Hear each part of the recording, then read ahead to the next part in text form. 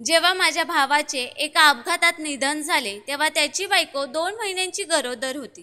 दादाच्या मृत्यूनंतर जेव्हा माझ्या आईला समजले की वहिनी गरोदर आहे, तेव्हा आईने वहिनीवर अत्याचार करायला सुरुवात केली. वहिनी गरोदर असताना देखील आईने तिला इतका त्रास दिला की वहिनी प्रत्येक वेळेला आईला शिव्याशाप द्यायची की तुझ्या मुलीसोबत देखील असंच सर्व घडेल. माझं अजून लग्न झालं नव्हतं, त्यामुळे वहिनीचे ते शाप ऐकून मला खूप भीती वाटायची. एके दिवशी तर आईने वहिनीला इतकं मारलं की वहिनी आणि तिचा मुलगा दोघेही या जगातून निघून गेले.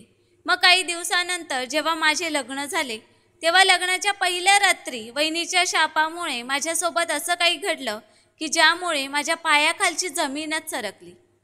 माझं नाव माधुरी आहे. माझा मोठा भाऊ महेश 30 वर्षांचा झाला होता, परंतु अजूनही अविवाहित होता. आई आणि मी जेव्हा कधी भावाला सांगायचो की तू लग्न कर, तुझं लग्नाचं वय निघून जात आहे, तेव्हा तो फक्त हेच बोलून विषय टाळायचा की आधी मला माझ्या घराची परिस्थिती सुधारायची आहे. आणि मग घराची परिस्थिती सुधारता सुधारता दादाचं लग्नाचं वय निघून चाललं होतं. मी दादापेक्षा 8 वर्षांनी लहान होते आणि आता 22 वर्षांची झाले होते. आईला आता माझ्या लग्नाची खूपच काळजी वाटत होती, परंतु मला मात्र त्या घरामध्ये माझ्या लग्नाआधी माझ्या होणाऱ्या वहिनीसोबत काही वेळ घालवायचा होता. मग आईने खूप मुश्किलीने महेश दादाला लग्नासाठी तयार केलं होतं. दादाने लग्न करायला होकार दिला तेव्हापासून मी देखील घराला सजवायला सुरुवात केली, जणू काय आजच माझी वहिनी येणार आहे. मग घराची साफसफाई पूर्ण करून मी फ्रेश होऊन हॉलमध्ये बसले होते की इतक्यातच दारावरची बेल वाजली आणि मी आईकडे पाहिलं. ती अगदी आनंदाने वेगाने पावलं उचलत दाराकडे जाऊ लागली. आईने दरवाजा उघडला तेव्हा सुमित्रा काकू हसतच आमच्या घरात दाखल झाली. सुमित्रा काकू लग्न ठरवण्याचं काम करायच्या. त्या प्रत्येक दुसऱ्या तिसऱ्या दिवशी दादासाठी एका नवीन मुलीचं स्थळ घेऊन यायच्या, परंतु आई प्रत्येक वेळेला तिला हेच सांगून टाळायची की अजूनही महेश लग्नासाठी तयार नाही. जेव्हा तो होकार देईल तेव्हा तुला निरोप पाठवेन. सुमित्रा काकूला पाहून मी देखील आनंदाने तिच्या जवळ गेले आणि म्हणाले, काकू, माझा भाऊ लग्नासाठी तयार झाला आहे. आता तू लवकरात लवकर माझ्या दादाचं लग्न एखाद्या चांगल्या मुलीसोबत लावून दे. सुमित्रा काकूंसोबत आमचे खूप चांगले संबंध होते. माझ्या भावाने लग्नाला होकार दिला त्यामुळे ती पण खूप खुश होती.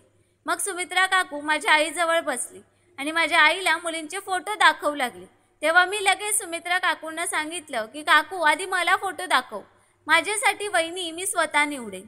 मग सुमित्रा काकूंनी सगळे फोटो काढून आईच्या हातात दिले. तेव्हा मी देखील आईच्या जवळ बसले आणि एक एक करून फोटो पाहू लागले. एका मुलीचा फोटो मला खूप आवडला. ती दिसायला खूप सुंदर होती. मी तो फोटो लगेच उचलला आणि दादाकडे दिला आणि बोलू लागले की मी तर माझी वहिनी पसंत केली आहे. आईला माझं हे वागणं अजिबात आवडलं नाही. आता अजूनही आईच्या हातामध्ये खूप सारे फोटो होते. तेव्हा आईने त्यातून एक फोटो काढला आणि म्हणाली, मला ही मुलगी पसंत आहे. मी जेव्हा ती मुलगी पाहिली तेव्हा ती अगदी साधारण चेहऱ्याची होती. मी म्हणाले, आई, ती आधीची मुलगी खूप सुंदर आहे. तेव्हा आईने माझं ते बोलणं मध्येच थांबवत बोलू लागली, मला तर ही मुलगी पसंत आहे. बघ कसा अगदी व्यवस्थित ड्रेस घातला आहे. नक्कीच ही चांगल्या घरातील मुलगी असेल. परंतु मी माझ्या हट्टावर ठाम होते की माझी वहिनी तीच होईल जी दिसायला सर्वात जास्त सुंदर आहे. तेव्हा सुमित्रा काकूने आम्हाला सल्ला दिला की अगं, तुम्ही दोघीही शांत बसा, हा निर्णय मुलालाच घेऊ द्या. असं म्हणत काकूने दोन्ही फोटो घेऊन दादाच्या हातात दिले. दादाने दोघीही फोटो पाहिले आणि मग निर्णय सांगत बोलू लागला की आई, मला ती पहिलीच मुलगी पसंत आहे. तेव्हा मी आनंदाने उड्या मारू लागले की दादा आणि माझी निवड एकच आहे.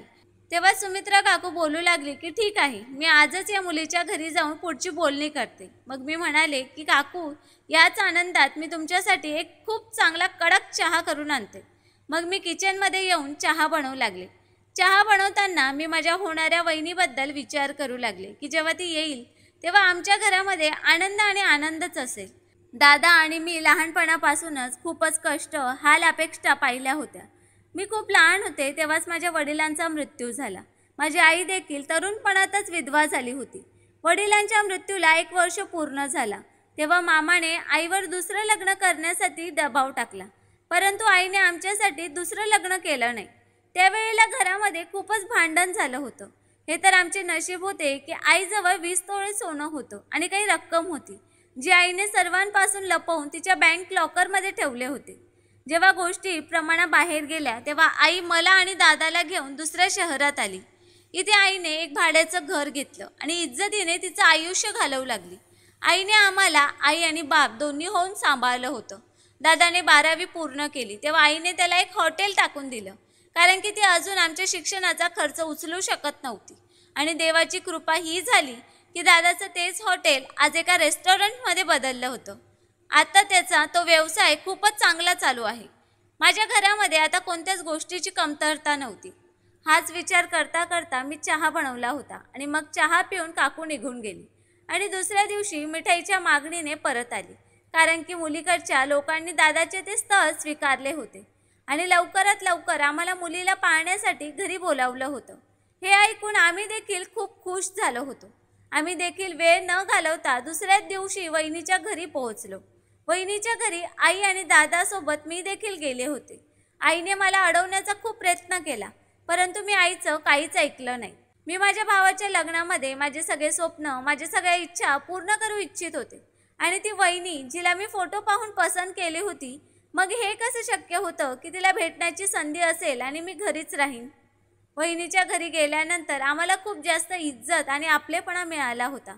त्या लोकांना आमच्या कुटुंबाबद्दल माहीत असून देखील त्यांनी कोणताच आक्षेप घेतला नव्हता.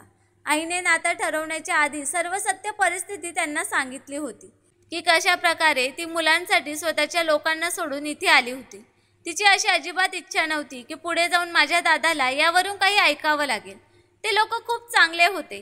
वहिनीच्या आई वडिलांना फक्त या गोष्टीचा आनंद होता की दादा लहान वयातच खूप कष्ट करून स्वतःच्या पायांवर उभा आहे आणि त्यांच्या मुलीचे भविष्य देखील अगदी सुखाचं असेल.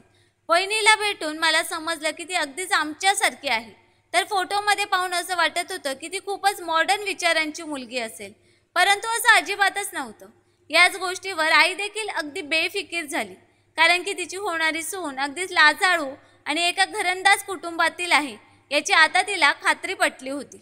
लग्न ठरताच दोन्ही घरांमध्ये लग्नाची तयारी सुरू झाली आणि शेवटी माझ्या दादाच्या लग्नाचा दिवस देखील आला. दादाच्या लग्नामध्ये मी खूपच धमाल केली होती. आमच्या कुटुंबापैकी तर कोणीच नव्हतं. वहिनीच्या नातेवाईकांनीच आम्हाला साथ दिली होती. त्यांनी मला असं जाणवू देखील दिलं नाही की मी माझ्या भावाच्या लग्नामध्ये एकटीच आहे. ते सर्व लोक इतके चांगले होते की मला असं वाटत होतं की ते वहिनीचे कमी आणि माझेच जास्त नातेवाईक आहेत. परंतु लग्नाच्या दिवशी मला माहीत नव्हतं की या सर्वांच्या मध्ये कोणीतरी आहे जो फक्त मलाच पाहत होता आणि त्याला मी आवडू लागले होते. ही गोष्ट मला तेव्हा समजली जेव्हा एका छोट्या मुलीने मला एक लिफाफा आणून दिला. मी तिला विचारलं की हे कोणी दिलं आहे, तेव्हा तिने समोर उभ्या असलेल्या एका मुलाकडे इशारा केला. मी खूपच हैराण झाले की शेवटी याने माझ्यासाठी लिफाफा का पाठवला आहे. परंतु सध्या तरी मी त्या गर्दीमध्ये उभी होते की मला तो लिफाफा उघडण्याची संधीच मिळाली नाही. तो लिफाफा मी माझ्या पर्समध्ये टाकला.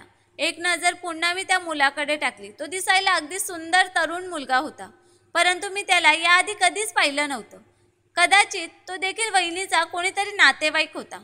लग्न झाल्यानंतर आम्ही वहिनीला घेऊन घरी आलो आणि या सर्वांमध्ये तो लिफाफा उघडण्याचा मी तर विसरूनच गेले.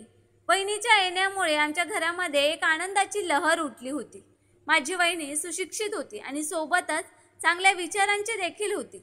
परंतु मी पाहिलं होतं की जेव्हापासून दादा वहिनीसोबत अगदी आनंदाने आयुष्य घालवू लागला होता, तेव्हापासून आई खूपच उदास राहू लागली होती. कदाचित ती स्वतःला एकाकी समजत होती, कारण की दादा आता जास्तीत जास्त वेळ त्याच्या बायकोला देत होता. परंतु वहिनीची एक खास गोष्ट होती की तिने लवकरच घरातल्या सगळ्या कामांची जबाबदारी सांभाळली होती. दादाच्या लग्नाला 1 महिना झाला होता जेव्हा वहिनीच्या आई वडिलांनी आम्हाला जेवणासाठी निमंत्रण दिलं. तेव्हा आईने तर जाण्यासाठी नकार दिला, परंतु मी वहिनीला नकार देऊ शकत नव्हते. शेवटी हे पहिल्यांदाच असं होणार होतं की मी वहिनीसोबत तिच्या घरी जाणार होते. मी आईला खूप समजावलं, परंतु तिने माझं काहीच ऐकलं नाही आणि मग दादा बोलू लागला की ठीक आहे, जर आईचं मन नाही तर तिला राहू दे घरात, आपण काही वेळात परत येऊ. आईच्या मनात देखील सासूची ती भावना निर्माण झाली होती. ती वहिनीला खुश पाहून जळू लागली होती, परंतु वहिनीचं वागणं आईसोबत खूप चांगलं होतं. आम्ही वहिनीच्या घरी पोहोचलो तेव्हा मला सर्वांसोबत तो मुलगा देखील दिसला ज्याने मला त्या दिवशी तो लिफाफा पाठवला होता. त्याला पाहताच मला त्या लिफाफ्याची आठवण झाली, ज्याला मी अजूनपर्यंत उघडून बघितलं नव्हतं. तो इशारानेच मला प्रश्न विचारू लागला, परंतु माझ्याजवळ त्याच्या कोणत्याच प्रश्नाचं उत्तर नव्हतं.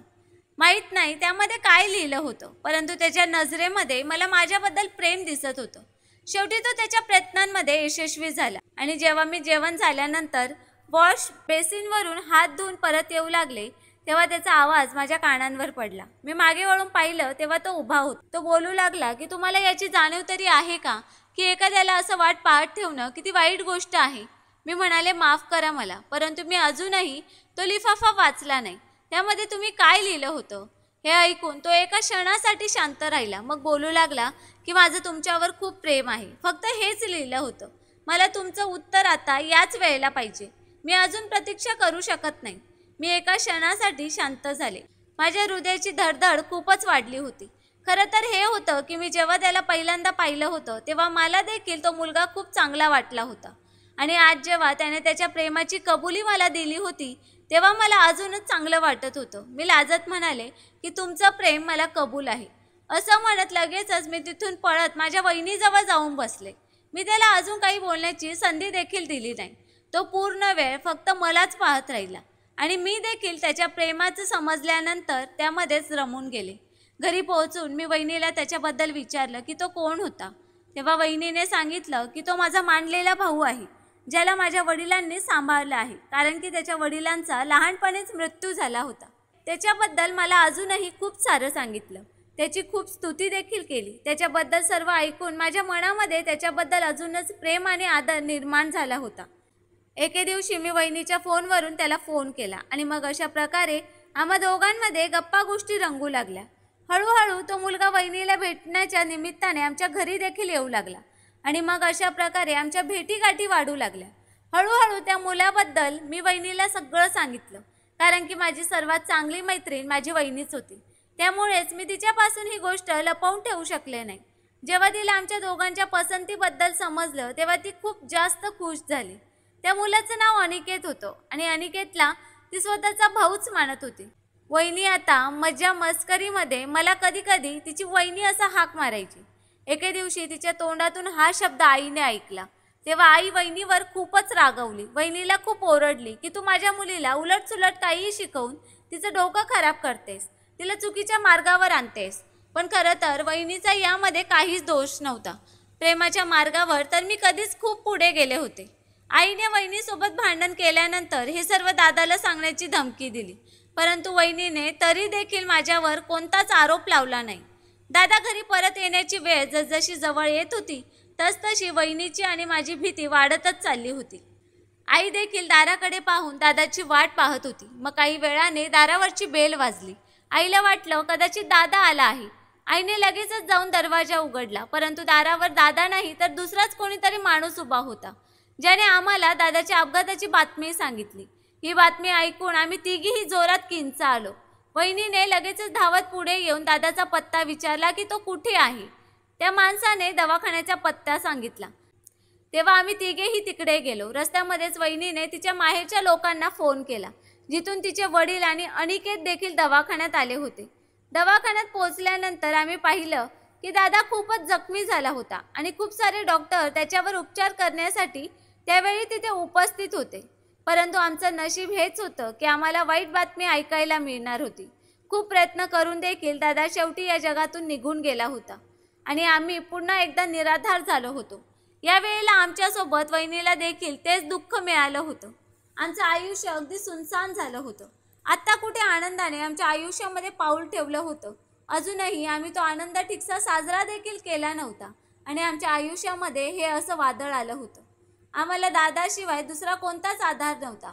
हे तर आभार होते दादाच्या सासरच्या लोकांचे की ज्यांनी आमच्या डोक्यावर हात ठेवला होता. वहिनीसाठी अनिकेत देखील प्रत्येक दिवशी आमच्या घरी यायचा. घराच्या बाहेरची सगळी कामं तोच करत होता. दादाने इतका मोठा व्यवसाय उभा करून ठेवला होता. मग तो व्यवसाय कोण सांभाळणार? वहिनीचे बाबा तर म्हातारे होते, त्यामुळेच अनिकेतच होता जो दोन्ही घराला सांभाळू शकत होता. आणि दुसरी गोष्ट ही की तो आता माझ्यासोबत लग्न करू इच्छित होता, परंतु अजून दादाच्या मृत्यूला महिना देखील झाला नव्हता.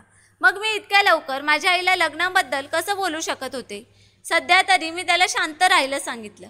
आता दादाला जाऊन 2 महिने निघून गेले होते. आता वहिनी देखील आजारी राहू लागली होती. आम्हा सर्वांना वाटलं कदाचित दादाच्या अशा अचानक आम्हाला सोडून जाण्याचा हा धक्का तिला सहन होत नाही. परंतु जेव्हा आई तिला दवाखान्यात जाण्याबद्दल बोलत होती तेव्हा ती नकार देत होती, कारण की त्यावेळेला ती अजूनही दादाच्या दुःखात होती. त्यामुळेच आई जबरदस्तीने तिला डॉक्टरांकडे घेऊन गेली. परंतु दवाखान्यात जी गोष्ट समजली ते ऐकताच आई वहिनीवर खूप रागावली, कारण की वहिनी गरोदर होती. घरी येताच आईने तिला खोलीमध्ये कैद केलं.